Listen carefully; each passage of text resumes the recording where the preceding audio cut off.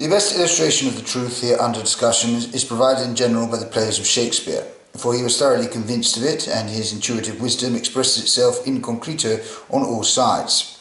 I would like to exemplify it, however, with a case in which he emphasised it with particular clarity. I mean the character of the Earl of Northumberland, whom we see traverse 3 tragedies without ever really taking a major role in the drama, but, on the contrary, appearing in only a few scenes spread over 15 acts. So that unless you give it all your attention, you can easily lose sight of the moral consistency of his character, though the poet never lost sight of it. Whenever Northumberland appears, Shakespeare allows him a noble knightly demeanour, and gives him language appropriate to it. Indeed, he sometimes has very beautiful and even sublime passages to speak. Since Shakespeare's practice is very far removed from that of Schiller, he who likes to paint the devil black, and whose moral approval or disapproval of the characters he is drawing is audible in the words they themselves speak, in the case of Shakespeare, as also in that of Goethe's, every character is, while he stands and speaks, entirely in the right, though he be the devil himself. Compare, in this respect, Goethe's Duke of Alba with Schiller's.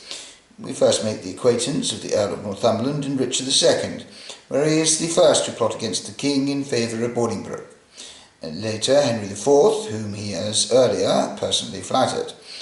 In the following act he is reproved for referring to the king simply as Richard, which, however, he asserts he did merely for the sake of brevity.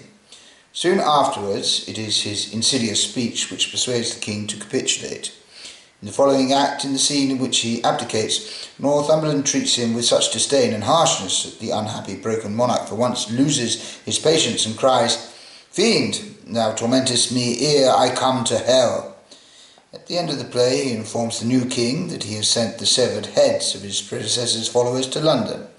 In the following tragedy, Henry IV, he plots against the new king in the same way as he did against the old.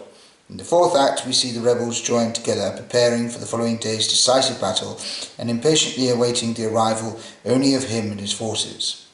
At length a letter arrives from him. He himself is sick, but he cannot entrust his forces to another. Nonetheless, they should be courageously proceed with the business and go bravely to battle.